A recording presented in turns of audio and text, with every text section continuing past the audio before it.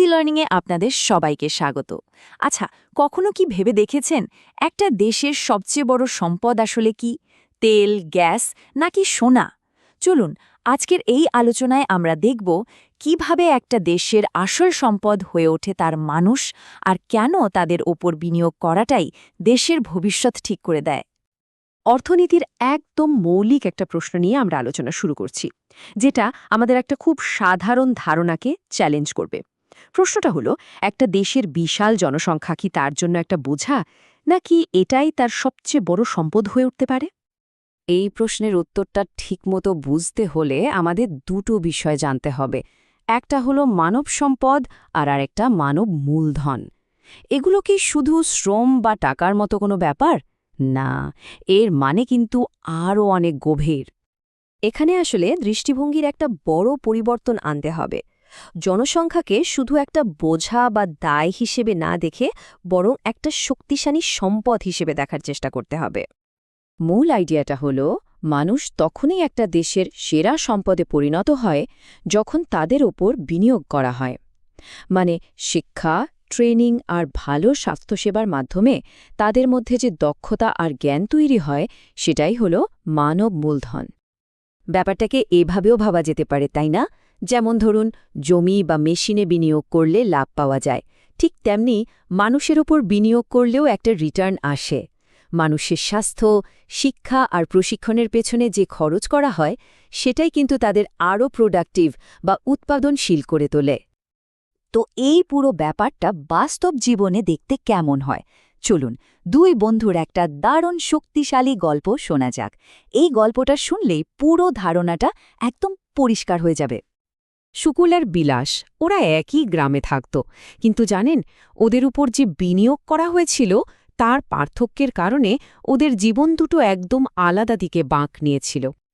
আচ্ছা, আসুন তো দেখি ওদের দুজনের জীবনের পথটা পাশাপাশি রেখে তুলনা করলে কি দেখা যায়।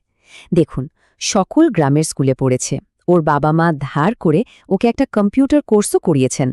ফল যা হওয়ার তাই হলো, ও একটা ভালো চাকরি পেল, এমনকি নিজের দক্ষতায় কোম্পানির জন্য নতুন সফটওয়্যারও তৈরি করল।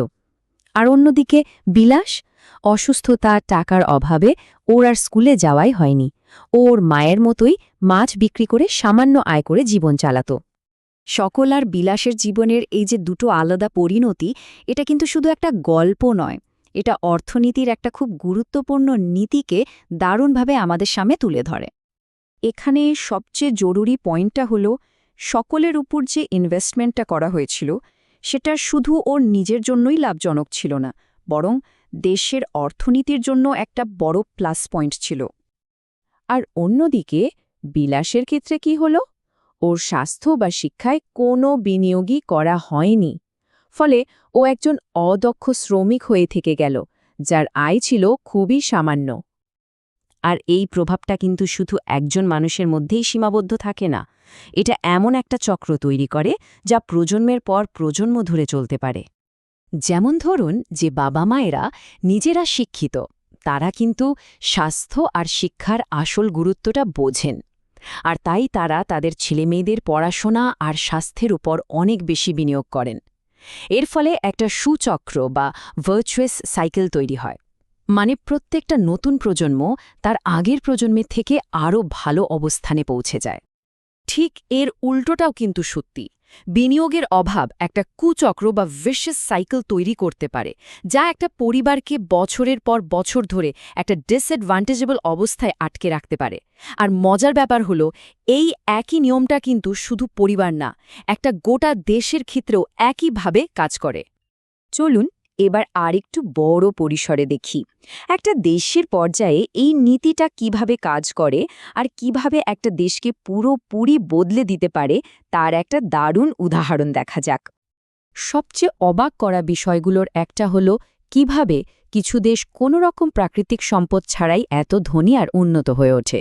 জাপান হলো এর সেরা উদাহরণ। ভাবুন তো, ওদের তেমন কোনো প্রাকৃতিক সম্পদই নেই, তারপরও ওরা মানুষের শিক্ষা আর স্বাস্থ্যে প্রচুর পরিমাণে বিনিয়োগ করেছে। আর তার ফল কি হয়েছে?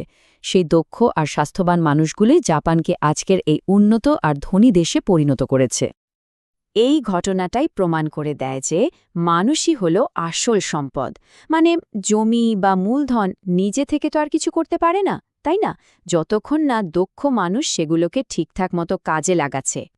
তাহলে ব্যক্তি, পরিবার আর দেশের এই উদাহরণগুলো থেকে আমরা কি বুঝলাম? একটা দেশের আসল শক্তি তার মাটির নিচের সম্পদে নয়, বরং তার শিক্ষিত, দক্ষ আর সুস্থ জনগণের মধ্যেই লুকিয়ে আছে। তো সব আলোচনার শেষে এখন প্রশ্নটা হলো, একটা দেশের ভবিষ্যতের জন্য সবচেয়ে গুরুত্বপূর্ণ বিনিয়োগ আসলে কোনটা? উত্তরটা হয়তো এখন আমাদের সবারই জানা। এই রকম আরও শিক্ষামূলক আলোচনার জন্য আমাদের চ্যানেল ইজি লার্নিং সাবস্ক্রাইব করতে ভুলবেন না।